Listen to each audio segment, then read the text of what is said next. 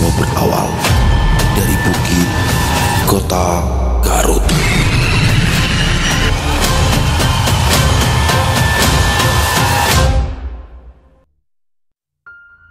Jakarta, sekitaran tahun 80-an. Blok M, dengan segala aktivitasnya yang ramai, gemerlap lampu jalanan. Jakarta Selatan, dekade 80-an. Jalanan masih bau hujan yang menguap dari aspal baru bercampur aroma rokok kretek dari kios-kios kecil di pinggir jalan. Blok M sudah mulai ramai, tapi belum ada gemerlap lampu dan bising musik seperti sekarang. Hanya suara becak, klakson Kopaja, dan obrolan pedagang kaki lima.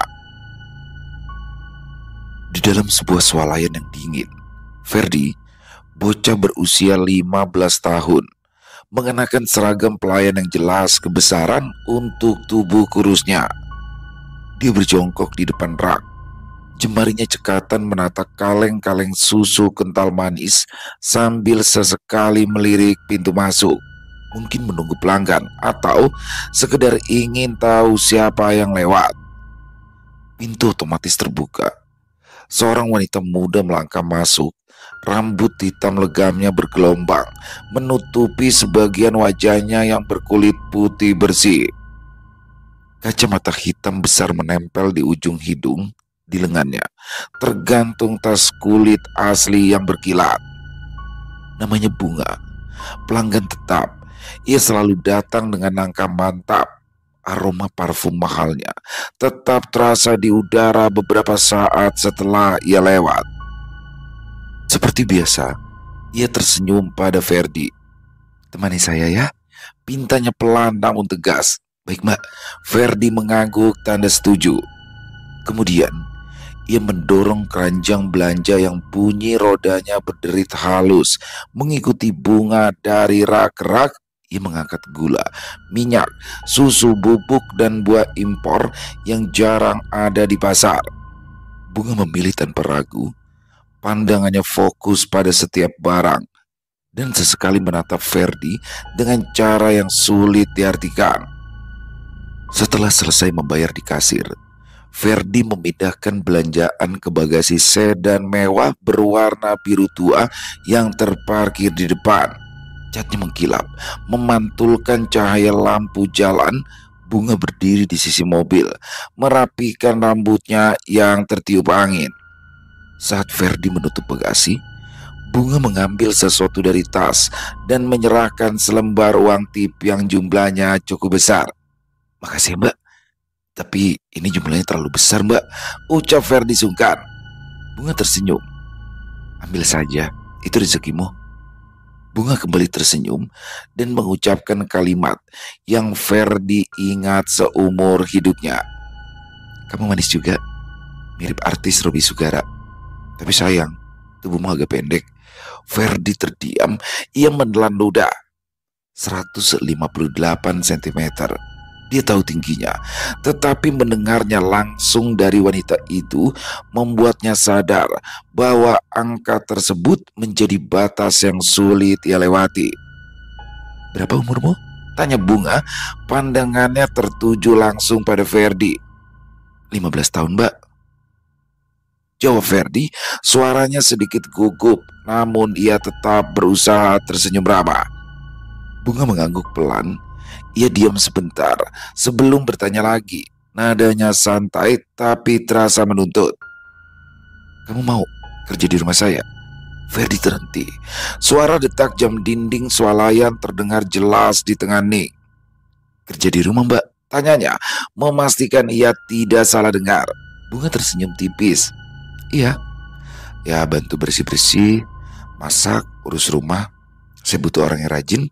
Dan kamu kelihatannya cocok." Ferdi menelan ludah.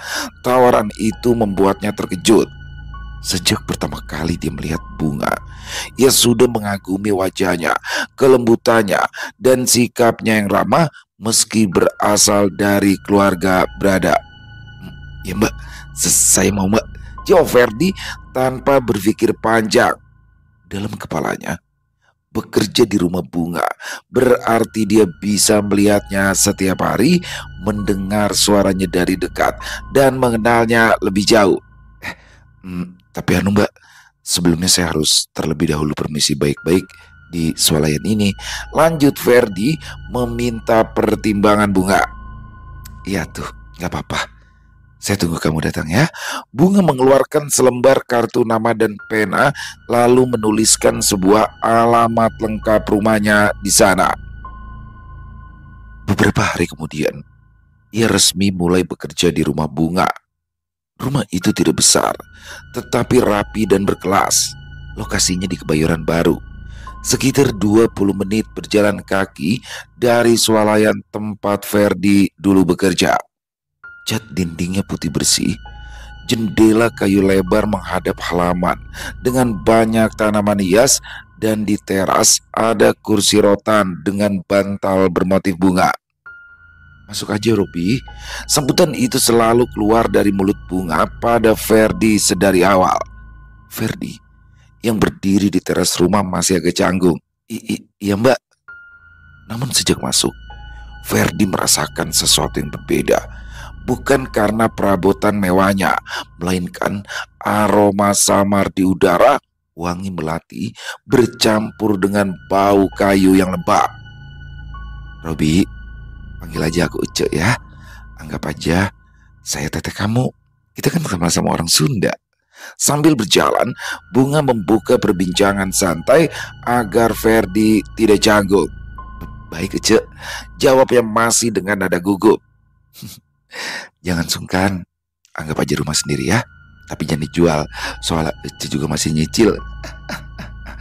Mendengar kelakar bunga saat itu, Ferdi ikut tertawa. Bahkan di matanya, selain bunga wanita yang cantiknya sempurna secara fisik, ternyata ada sisi humoris juga. Cece mah ada-ada aja. Mana mungkin atuh saya jual. Iya Robi, saya juga tahu tuh. Iya, kamar kamu di sebelah sana ya. Bunga menunjuk sebuah kamar yang ada di ruang tengah. Baik Cek, saya masukin barang-barang saya dulu ya Cek. Ya, habis itu kamu keluar lagi ya Robi. Siap Cek. Ferdi berlalu membawa tas pakaian yang ditentengnya dan memasukkannya ke dalam kamar yang sudah ditunjuk oleh bunga sebelumnya. Dia hanya memperhatikan sebentar saja susunan kamar yang memang sudah teratur dan rapi itu. Kemudian sesuai perintah majikannya, ia pun segera keluar dari kamar itu. Di sudut ruang tamu, dia melihat tergantung lukisan besar wajah seorang perempuan mirip bunga. Matanya menatap lurus, mengikuti setiap gerakan Ferdi. Dia mencoba mengabaikannya, tapi ada rasa berat di dadanya. Langkahnya pelan, seperti belum yakin, ingin terus berjalan lebih jauh. Ferdi langsung menangkap sesuatu yang berbeda. Bukan dari kemewahan perabotan, tetapi aroma di ruangan itu seperti wangi melati bercampur bau kayu yang sedikit lembab. Terdengar suara pintu terbuka di seberang kamar Ferdi. Robi, kamu sudah siap? Sudah Cek. Tapi saya boleh nanya nggak Cek? Boleh, silakan. Ada apa Robi? Kamar saya memang di sana. Cek nggak salah kasih kamar ke saya, soalnya nggak jauh dari kamar Cek. Ya iya atuh Robi. Memangnya mau di mana lagi? Memangnya kamu mau saya taruh di gudang belakang biar tidur sama tikus? Bukan begitu Cek. Saya jadi nggak enak aja. Cek baik banget sama saya. Robi, Cek kan emang baik-baik aja. Cek nggak sakit kan? Kamu lihat deh, baik-baik kan? Aduh, punten Cek. Maksud saya teh bukan begitu. Udah. Pokoknya kamu jangan sungkan ya. Anggap aja Ece tuh tetehnya kamu, dan kamu itu adiknya Ece yang harus nurut, oke? Ya Ece, abdi ngerti. Nah gitu atuh. Ayo baik Robi, ayo kita berangkat, kita cari makan. Ferdi pun mengangguk. Ia mengikuti langkah bunga. Bunga mengeluarkan mobil sedan kebanggaannya, dan Ferdi menutup kembali pagar rumah bunga. Ferdi ingat saat itu, bunga mengajak Ferdi makan ke suatu tempat yang terkenal saat itu di daerah Kebayoran Lama.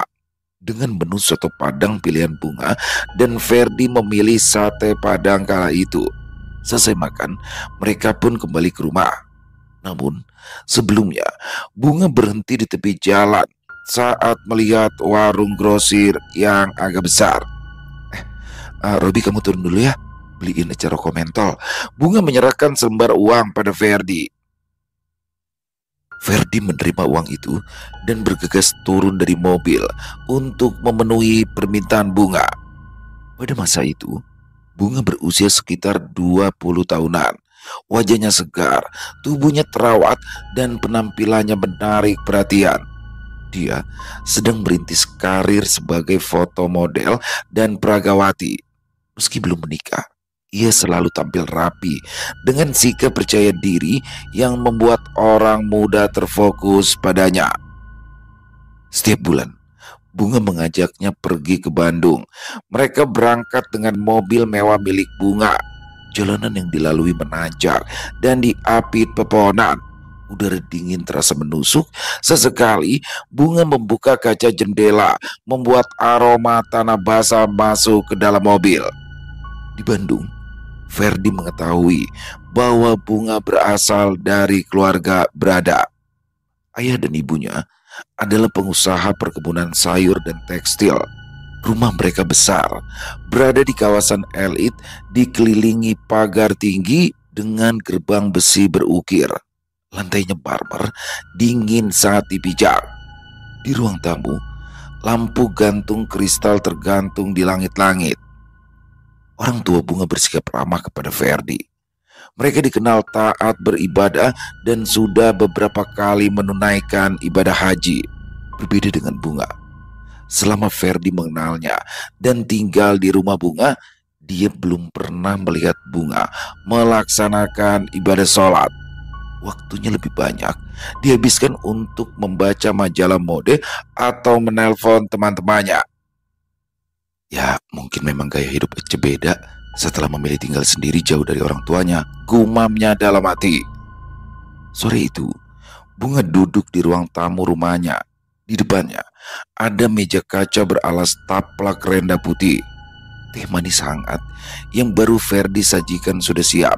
Di sampingnya, piring kecil berisi keripik paru kesukaannya. Bunga memegang rokok putih mentol di tangan. Asapnya diarahkan keluar melalui jendela yang terbuka. Ia menyesap tehnya perlahan, lalu memejamkan mata sebentar. Setelah itu, ia tersenyum tipis memperlihatkan deretan giginya.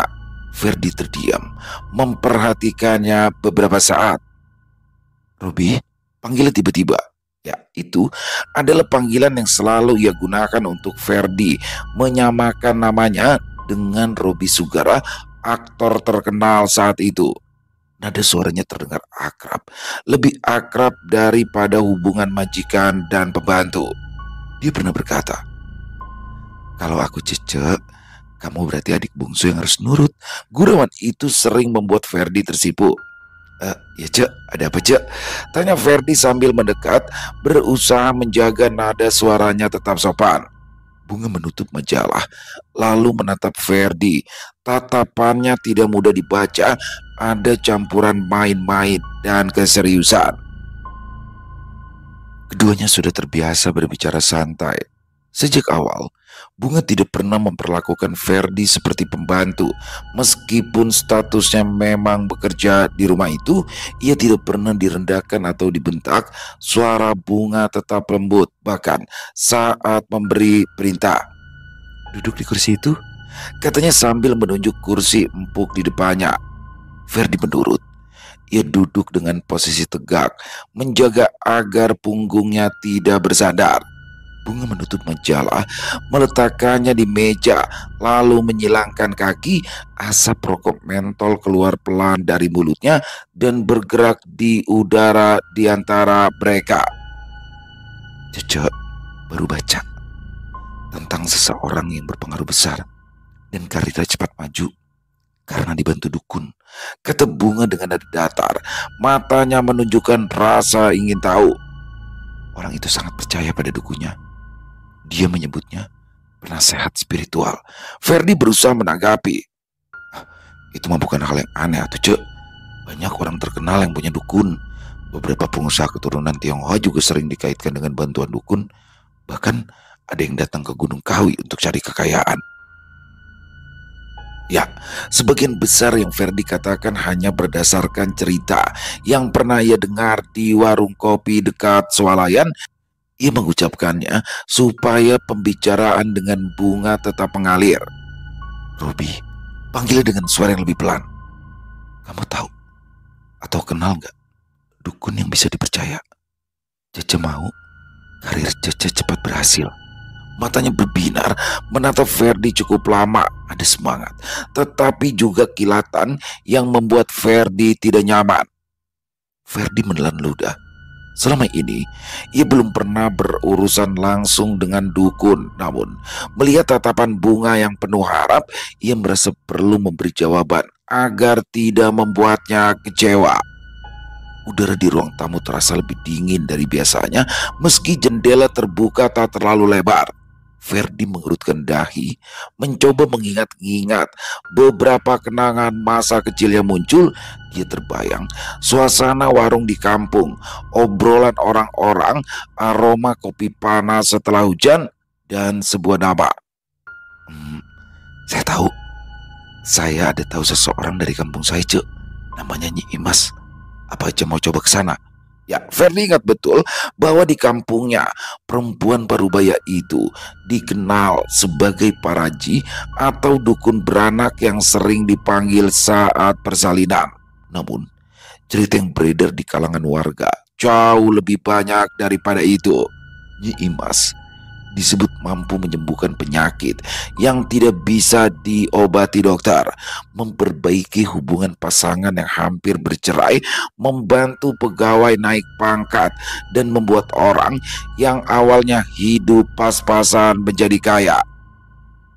Meski namanya dikenal banyak orang, kehidupan Nyi Imas tetap penuh tanda tanya.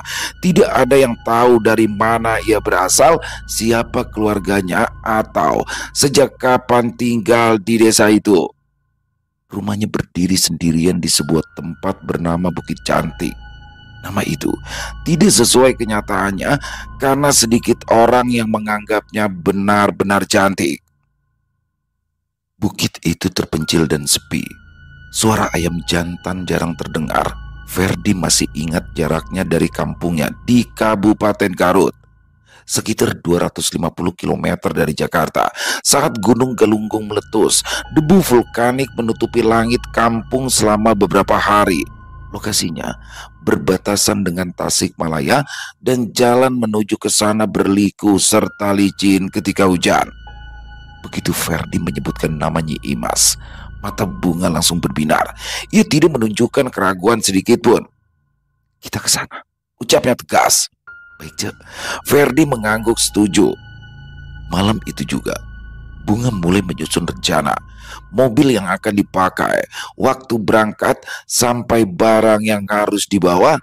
Tidak ada nada bercanda. Semuanya sangat serius. Ferdi, meski belum pernah ke rumah Nyi Imas, langsung setuju. Rasa penasarannya membuat ia mantap ikut.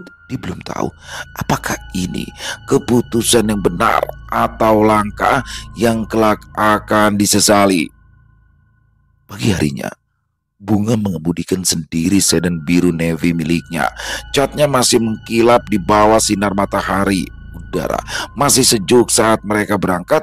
Tapi Ferdi tahu perjalanan ke depan akan melalui jalanan yang menanjak, berkelok, dan semakin dingin. Mereka berhenti sebentar di sebuah restoran yang ada di pinggir jalan. Aroma sate kambing bercampur dengan wangi kopi tubruk memenuhi ruangan sederhana itu. Bunga makan pelan sambil beberapa kali melihat jam tangan menunjukkan ia ingin cepat melanjutkan perjalanan. Ayo, cepat habiskan makananmu, Robi. Setelah makan kita harus melanjutkan perjalanan. Baik, Cek. Ferdi mengangguk lalu segera menghabiskan sate kambing dan teh hangatnya. Sebelum menuju rumah Nyi Imas, mereka singgah lebih dulu di rumah orang tua Ferdi di Garut. Rumah panggung itu berada di antara kebun singkong dan sawah yang mulai menguning. Ibunya menyambut dengan ramah, sementara ayahnya hanya mengangguk pada Bunga. Mereka tidak banyak berbicara karena perjalanan masih jauh. Mak, Abah, saya sama aja nggak bisa lama-lama ya, karena harus segera lanjutin perjalanan. Iya, Kasep, Mak ngerti. Perempuan parubaya itu tersenyum lembut pada Ferdi. Dari tatapan matanya masih ada rasa rindu yang tak terungkapkan. Sementara ayah Ferdi hanya tersenyum. Kemudian Ferdi memeluk ibunya dan mengecup punggung tangan kedua orang tuanya sebelum mereka meninggalkan rumah Ferdi. Ferdi masih ingat kala itu ibunya memegang tangan Bunga dan menitipkan pesan. Menggelis, Mak nitip Ferdi ya. Karena dengan pertemuan singkat namun hangat itu, Ferdi sudah mengenalkan Bunga sebagai majikannya pada orang tuanya. Ya Mak, Ferdi mah sudah saya anggap seperti adik saya sendiri. Saya akan jaga dia baik-baik. Bunga tersenyum dan senyumannya membuat suasana semakin hangat dan haru. Menjelang sore, mereka tiba di Bukit Cantik. Jalan setapak berbatu mengarah ke rumah sederhana berdinding anyaman bambu. Atap rumbianya miring di satu sisi, tapi masih berdiri kuat. Udara di sekitarnya terasa lebih dingin dan lembab dengan bau rerumputan yang tajam. Ferdi berjalan lebih dulu dan mengetuk pintu pelan.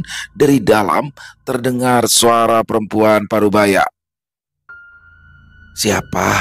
Tanyanya. Suaranya berat dan juga tenang. Ferdi menyebut namanya, lalu menjelaskan singkat tujuan mereka. Tak lama kemudian, pintu terbuka. Nyi Imas berdiri di ambang pintu dengan kebaya hitam. Tatapannya tajam, tetapi ia tidak menolak kedatangan mereka. Masuk, ucapnya singkat. Mereka duduk di ruang depan yang beralaskan tikar pandan. Bunga langsung menyampaikan maksudnya dengan nada serius, bahwa dia ingin menjadi artis yang terkenal dan banyak uang. Nyi Imas mendengarkan sambil sedikit menunduk. Jemarinya meremas tasbih kayu yang ada di tangannya. Tak lama kemudian ia berdiri. Ikut saya, katanya kepada Bunga. Mereka kemudian masuk ke bilik kecil di sisi kanan rumah. Dari dalam terdengar bunyi logam kecil yang digesek. Aroma kemenyan mulai keluar pekat dan menusuk hidung. Asap putih tipis menyebar dengan cepat. Karena rumah itu hanya memiliki ruang depan dan kamar tidur sempit, bau kemenyan segera memenuhi seluruh ruangan. Ferdi yang duduk di tikar mulai merasa matanya perih. Di luar bilik, ia hanya bisa menunggu sambil mendengar suara Nyi Imas yang melantunkan mantra pelan bercampur dengan letupan kecil dari bara arang yang membakar kemenyan. Ferdi menatap pintu bilik. Ia tidak mengerti apa yang sedang terjadi dan tidak tahu apakah bisa menghentikannya. Ritual itu selesai ketika langit di luar sudah berwarna ungu gelap. Lampu minyak di ruang depan dinyalakan. Cahayanya memantulkan bayangan anyaman bambu di dinding. Bunga keluar dari bilik kecil itu dengan mata sedikit merah karena asap kemenyan. Senyumnya tipis, sulit ditebak apakah itu tanda puas atau hanya menutupi lelah.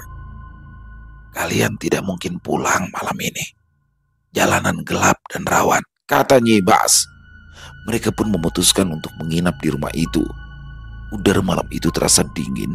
Sesekali terdengar gonggongan anjing dari kejauhan. Ferdi berbaring di tikar pandan menatap langit-langit yang gelap. Sementara Bunga, ia tidur di dalam bilik sederhana yang sudah disediakan oleh Nyi Imas. Dari bilik Nyi Imas terdengar suara gemerisik seperti orang yang sedang meracik sesuatu. Pagi harinya, setelah sarapan ubi rebus dan teh pahit, mereka berpamitan. Nyi Imas hanya berkata singkat kepada Bunga, jaga ucapan dan langkahmu. Semua ada syaratnya. Kalimat itu terus teringat oleh Ferdi sepanjang perjalanan pulang ke Jakarta. Belum sampai seminggu, hasil ritual itu mulai terlihat. Telepon di rumah Bunga terus berdering. Tawaran pekerjaan datang dari berbagai arah. peragaan busana di Hotel Bintang 5 Jakarta, sesi pemotretan untuk majalah, hingga iklan televisi yang mulai banyak diminati. Bahkan beberapa media massa menulis tentangnya. Majalah seperti Varia dan Selekta memajang fotonya di sampul dengan judul besar, "Bunga, pendatang baru yang menggebrak dunia mode." Bunga cantik, muda, kaya, dan berbakat. Dalam waktu singkat, namanya masuk ke jajaran artis terkenal di dunia film dan penyanyi di dunia musik. Popularitas membuat uang mengalir ke rekeningnya. Hidupnya diisi dengan pesta, gaun rancangan desainer ternama, dan undangan menghadiri acara eksklusif kalangan atas. Bagi orang lain, ini terlihat seperti keberuntungan besar.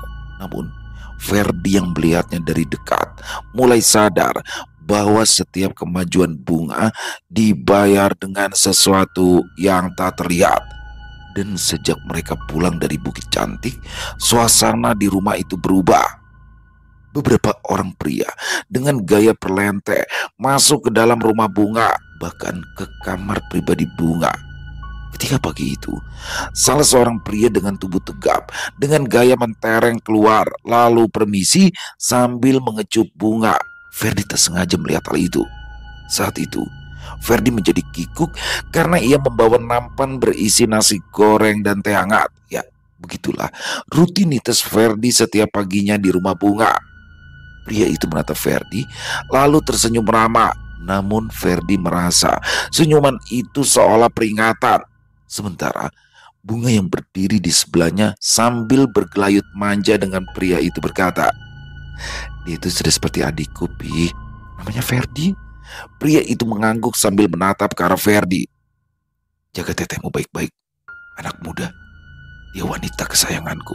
Ferdi menelan ludah karena mendengar suara bariton dari pria bertubuh tinggi besar itu. Karismanya, wibawanya sungguh terpancar. Kemudian dia mengangguk tanda mengerti bahwa itu perintah yang harus dipatuhi.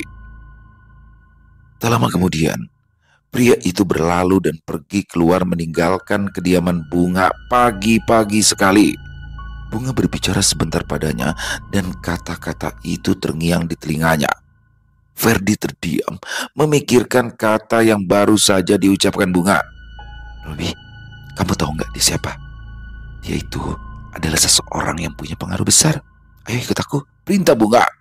Ferdi mengikuti langkah Bunga hingga ke kamar pribadi milik Bunga, hanya untuk mendengarkan cerita-cerita Bunga tentang pria itu.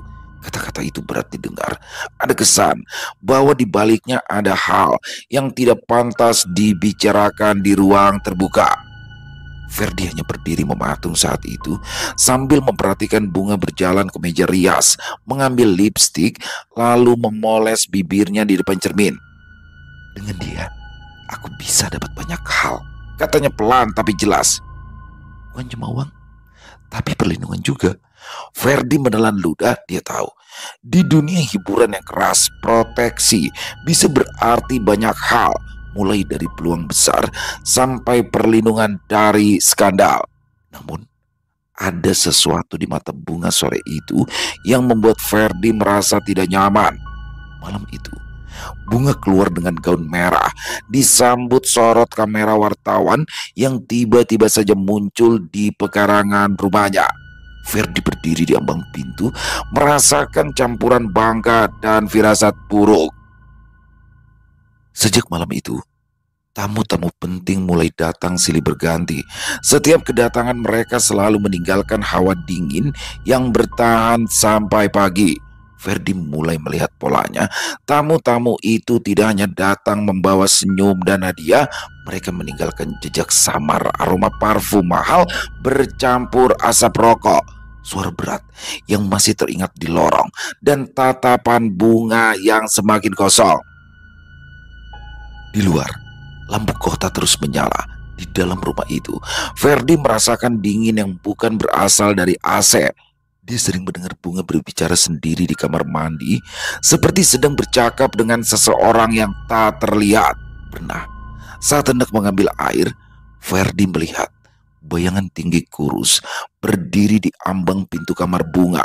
Sosok pucat itu menatapnya lalu menghilang. Sejak kejadian itu, setiap bunga membawa tamu, Ferdi merasa ada hawa asing yang ikut masuk, sesuatu yang menunggu di sudut gelap rumah. Ferdi melihat semua itu dari jarak yang cukup dekat untuk menyadarinya, tapi tidak cukup dekat untuk memahaminya. Dia tahu uang yang bunga dapatkan bukan hanya dari kerja di panggung atau layar. Ada harga lain yang harus dibayar, harga yang perlahan mulai mempengaruhinya juga. Di depan publik, bunga selalu tersenyum lebar dan tertawa lantang. Namun Ferdi sering melihat wajah lelahnya saat malam. Lingkar hitam di bawah mata semakin jelas kadang. Ketika bunga mengira ia tidak diperhatikan, dia menatap pantulan dirinya di cermin dengan mata kosong, seperti tidak mengenali siapa yang ia lihat. Meski begitu, bisnis, pesta, dan tamu-tamu berjas mahal terus datang. Hidup bunga diisi jadwal tanpa henti, dan Ferdi hanya menjadi saksi dari sudut ruangan. Dia tahu kesuksesan membawa bunga semakin tinggi, tetapi juga semakin mendekatkannya pada sesuatu yang membahayakan. Kejadian aneh mulai muncul. Suatu malam, setelah sholat Isya, Ferdi tertidur di kamarnya. Di dalam mimpinya, ia bertemu dengan almarhum neneknya. Wajah neneknya murung dan terlihat kecewa. Ferdi hanya berdiri diam menatapnya. "Cucuku, kamu harus segera meninggalkan semua ini. Tinggalkan rumah ini. Tinggalkan bunga. Dia telah bersekutu dengan setan. Bayi-bayi yang pernah dikandungnya dijadikan tumbal. Ingat, nyawa kamu terancam.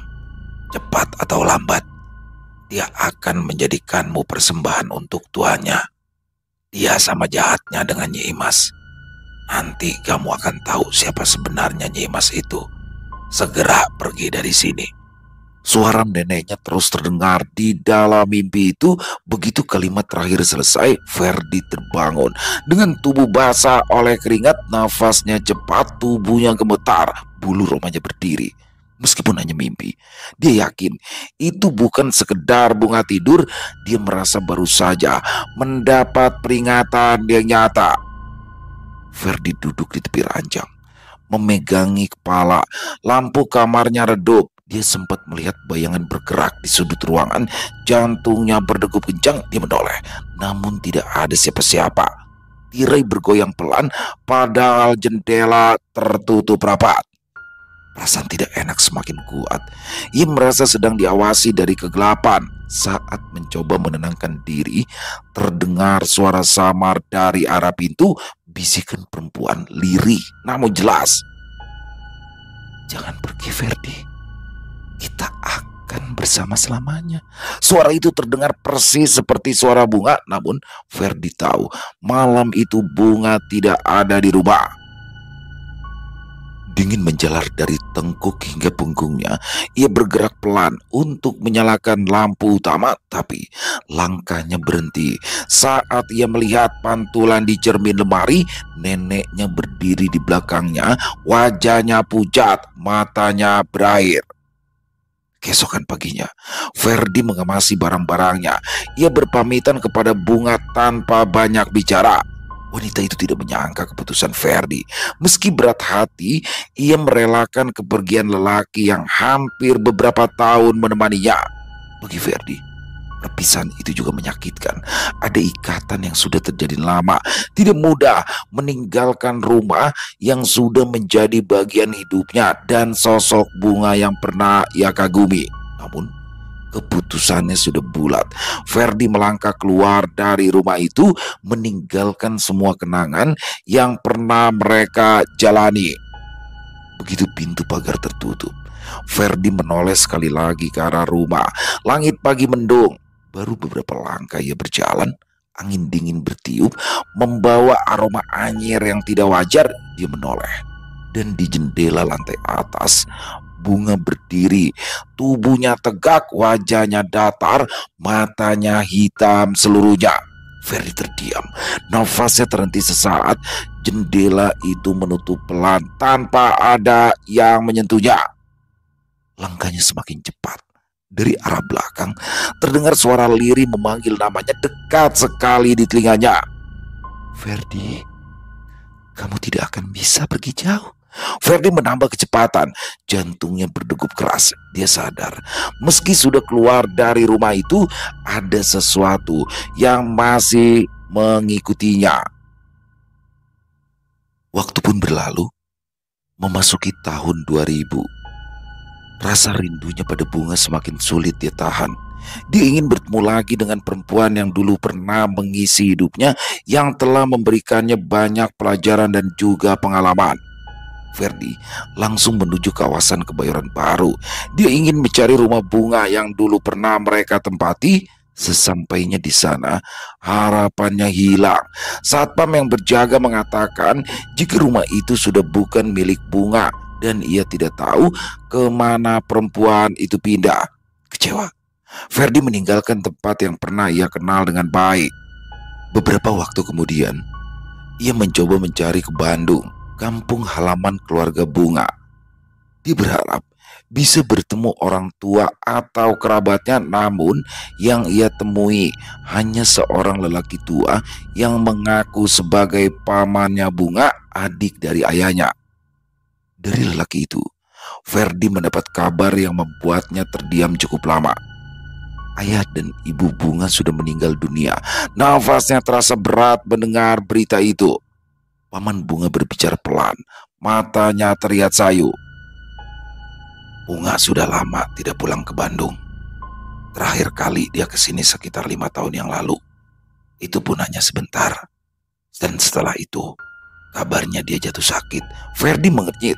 Sakit? Sakit apa ya, Pak? Lelaki tua itu menarik nafas panjang, lalu menatap halaman rumah yang dipenuhi lumut. Lumpuh. Hampir 5 tahun. Katanya karena kecelakaan. Tapi tidak jelas kebenarannya. Sejak itu hidupnya berubah. Tidak ada lagi kemewahan atau sorot kamera. Semua harta, rumah, dan perhiasannya sudah habis. Sekarang dia tinggal sendirian di rumah kecil di pinggiran kota. Dede Ferdi terasa sesak. Dia teringat Bunga yang dulu ia kenal anggun, percaya diri, dengan tawa yang memikat, berbeda jauh dari cerita yang baru ia dengar. Di tengah kesedihan itu, muncul dorongan kuat untuk menemuinya. Bisa tunjukkan di mana rumahnya sekarang, Pak? Tanya Ferdi, suaranya bergetar. Paman Bunga menatapnya beberapa detik, lalu ia mengangguk. Saya akan antar. Tapi kamu harus siap melihatnya dalam kondisi yang sangat berbeda. Ferdi tidak menjawab, ia hanya menelan ludah, mencoba menyiapkan diri untuk pertemuan yang ia tahu tidak akan mudah. Lelaki tua yang mengaku sebagai paman Bunga itu mulai bercerita. Dari penjelasannya, Ferdi tahu semuanya sudah berubah. Kejayaan, kekayaan, dan ketenaran Bunga hanya tersisa dalam ingatan. Dia bukan lagi artis papan atas. Semua harta miliknya sudah berpindah tangan ke orang lain. Sudah hampir 5 tahun Bunga lumpuh. Hampir semua waktunya dihabiskan di kursi roda. Dia jarang makan. Tubuhnya sekarang sangat kurus, kata sang paman dengan suara pelan. Ferdi tercekat. Dengan suara parau, ia bertanya, dia ada di mana sekarang? Di kamarnya, jawab paman Bunga singkat. Lelaki itu berjalan menuju sebuah pintu kamar dan membukanya pelan. Ferdi mengikutinya dari belakang dengan langkah ragu. Ia mengintip ke dalam ruangan. Cahaya redup lampu menerangi sosok yang sulit ia kenali. Bunga yang dulu berdiri di panggung, diperhatikan banyak orang, kini duduk terkulai di kursi roda. Tubuhnya sangat kurus, kulitnya menempel pada tulang. Rambut hitamnya yang dulu terawat kini kusut dengan helai-helai putih. Pipi cekung, mata sayu dan berkilat. Ferdi merasakan hidungnya perih, dadanya terasa sesak. Bunga menoleh perlahan, matanya berusaha menangkap sosok di depannya. Bibirnya bergerak, mengeluarkan suara pelan dan serak hampir tidak terdengar. Robi, Suara itu keluar sangat pelan, parau, hampir tidak terdengar. Ferdi membuka mulut, tapi tidak ada kata yang keluar. Yang terdengar hanyalah bunyi jarum jam dinding yang terus bergerak. Sang paman menunduk, lalu ia berbisik. Sejak sakit dia jarang bicara, kadang hanya nyebut nama orang tertentu. Mata Ferdi memanas, ia menatap lekat wajah di depannya. Bunga, namun bukan lagi bunga yang ia kenal. Tubuhnya rapuh, wajahnya menua, dan kini duduk di kursi roda. Pandangan mereka bertemu. Rambutnya yang memutih menutupi sebagian wajah, tapi sorot matanya tajam, keras, dan penuh amarah. Dalam panik dan ketakutan, Ferdi membalikan badan dan melangkah mundur. Ia langsung pamit pada pamannya tanpa memberi penjelasan. Lelaki parubaya itu hanya memandang heran, tidak mengerti atas apa yang terjadi. Beberapa menit sebelumnya, Ferdi begitu antusias ingin bertemu Bunga. Sekarang ia pergi tergesa-gesa dengan wajah pucat dan pandangan kosong. Dalam perjalanan pulang, dia duduk di kursi bus antar kota yang berguncang. Ferdi terus beristighfar dalam hati. Dia masih sulit menerima apa yang barusan dilihatnya. Nyi Imas, wanita misterius dari Bukit Cantik, terlihat seperti menyatu pada tubuh Bunga. Wajah yang dilihatnya tadi terlalu mirip dengan Nyi Imas puluhan tahun yang lalu saat mereka pertama kali mendatanginya untuk ritual itu. Rambut putih, kulit pucat, dan mata yang menyimpan maksud tersembunyi, semuanya sama persis. Keringat dingin membasahi pelipis Ferdi. Jemarinya mencengkram sandaran kursi bus dengan kuat. Bayangan wajah Bunga atau Nyi Imas terus menempel di pikirannya. Setiap kali ia memejamkan mata, tatapan itu muncul lagi, makin dekat, makin menekan.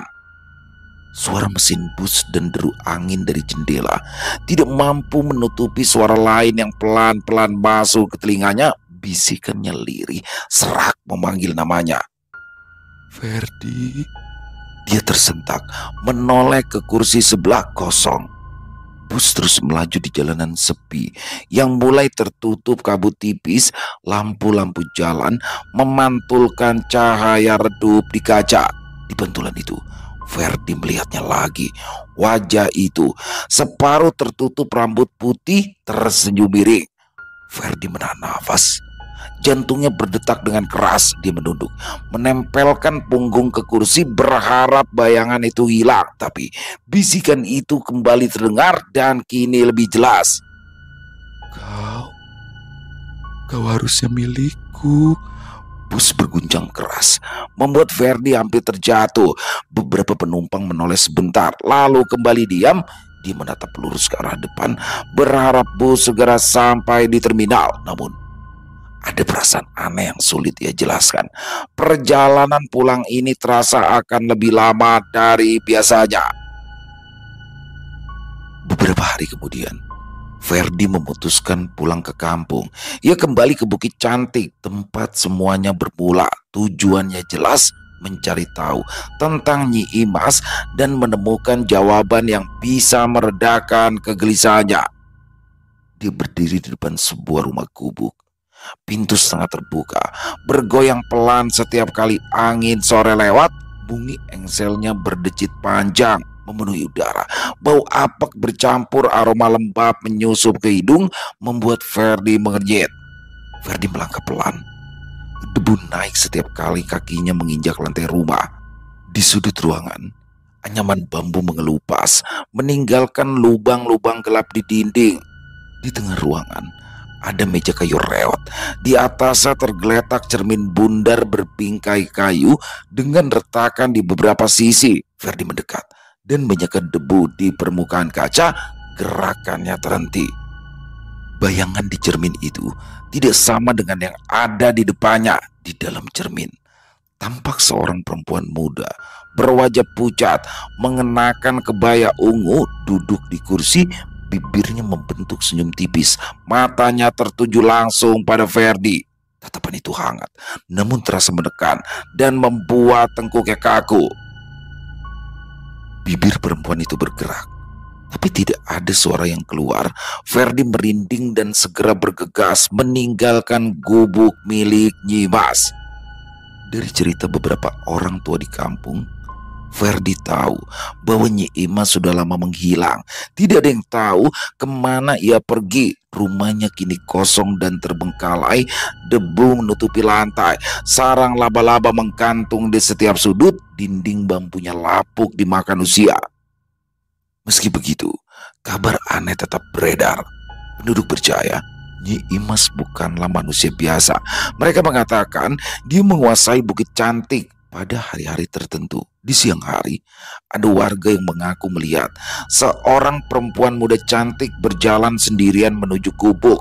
Dia mengenakan kebaya dan membawa payung ungu. Namun, setiap kali ada yang mencoba menyusul atau mendekat, rumah itu selalu kosong. Tidak ada siapapun di dalamnya. Sosok itu menghilang begitu saja. Sampai saat ini, misteri tentang Nyi Imas belum terjawab. Tidak ada yang tahu siapa dia sebenarnya, masih hidup atau tidak. Tidak ada kepastian. Pertanyaan itu terus teringat di kepala Ferdi meski ia sudah berusaha mengabaikannya. Dia sadar jika menyebut nama asli Bunga, banyak orang yang pasti langsung mengenalinya dulu. Wanita itu adalah salah satu selebritas terkenal di era 80-an. Wajahnya sering muncul di televisi, suaranya dikenal banyak orang. Tapi Ferdi memilih menyimpannya. Bukan karena takut, melainkan karena kasihan. Dia tidak ingin masa lalu itu membuka luka dan rasa bersalahnya. Karena bagaimanapun dialah orang yang membawa Bunga ke tempat Nyi Mas. Yang bisa dilakukan hanyalah menceritakan kisah ini dengan harapan ada pelajaran yang bisa diambil oleh siapapun yang mendengarnya. Di saat itulah Ferdi sadar ada satu hal yang belum pernah ia ceritakan pada siapapun.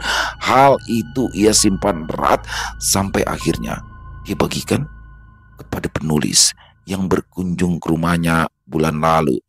Dia memintanya untuk menulis ulang cerita ini tanpa menyebutkan identitas sang selebriti legendaris itu.